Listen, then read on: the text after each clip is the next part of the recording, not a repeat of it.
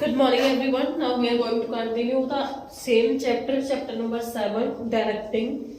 The next topic is leadership. Leadership is what? It is an activity of influencing people कि हम किसी person को influence कर रहे हैं वर्क willingly काम करने के लिए, willingly एक particular objective को achieve करने के लिए.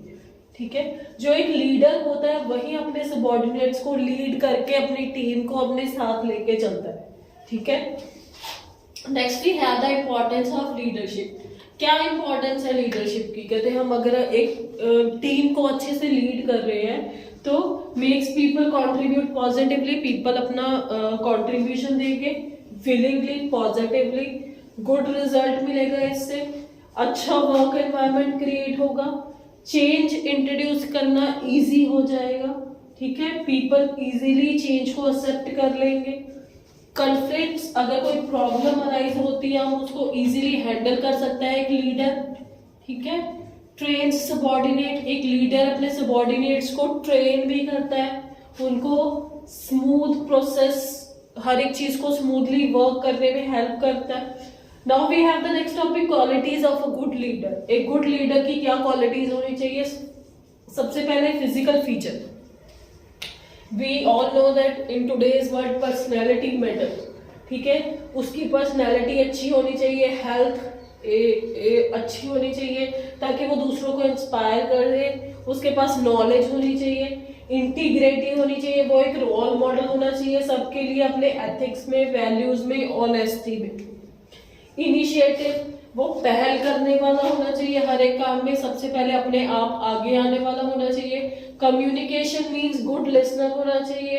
एक टीचर काउंसलर होना चाहिए, परस्यूडर होना चाहिए, वो दूसरों को फटाफट परस्यूड कर सके, इंस्पायर कर सके. मोटिवेशन की स्किल्स होनी चाहिए उसमें. सेल्फ कॉन्फिडेंस होना चाहिए. डिसिसिवनेस होना चाहिए, वो जल्दी जल्दी अपने ओपिनियंस ना चेंज करे. सोशल स्किल्स होनी चाहिए उसमें. फ्रेंडली होना चाहिए, गुड रिलेशंस बनाने वाला होना चाहिए. ठीक है, so these are the qualities of a good leader. Now we have a next topic, style of leadership. Leadership, हमें पता है कि लीडरशिप स्टाइल क्या है? एक लीडर का बिहेवियर. एक लीडर अपने सबॉर्डिनेट्स के साथ कैसे बिहेव करता है वो उसका लीडरशिप स्टाइल है. We have 3 types of leadership style: autocratic, democratic and laissez-faire. Now we are going to study the autocratic or authoritarian leader. Autocratic leader क्या होता है? Autocratic leader क्या है? जिसमें सिर्फ एक बॉस है जिसके पास सारी अथॉरिटी है, वो ऑर्डर दे रहा है और दूसरों को उसके ऑर्डर्स को फॉलो करना पड़ता है. ठीक है, is under this style all decision making power is centralized in the leader. सारी जो डिसीजन पावर है वो लीडर के हाथ में है. He does not give the subordinate any freedom to influence his decision. किसी भी सबॉर्डिनेट के पास कोई पावर नहीं है. ठीक है, ये देखो, this one A is boss, A सबको ऑर्डर दे रहा है, A लीडर है और उसके ऑर्डर्स को सब फॉलो कर रहे हैं, बाकी और किसी के पास कोई पावर नहीं है. Next we have the democratic और पार्टिसिपेटिव लीडर. डेमोक्रेटिक क्या है? वो ऑर्डर जरूर देता है, only after consulting the group and the works out the policies with the acceptance of the group. वो ऑर्डर दे रहा है but after consulting the subordinates. He never asked people to do things without working out the long-term plans.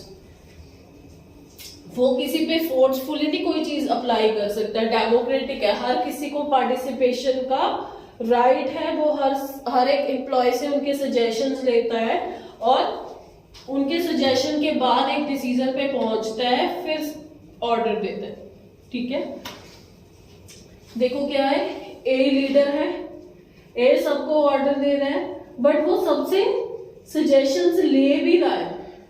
ठीक है, वो सबसे suggestions लेता है तो फिर उसके बाद एक कंक्लूजन और एक डिसीजन पे पहुंचता है. कहते हैं when should democratic leadership be applied. ये जो स्टाइल है ये कब अप्लाई होता है? जब जो ग्रुप के मेंबर्स हैं वो स्किल्ड है, प्रॉपर नॉलेज है उनके पास। और कब ये अप्लाई नहीं होता,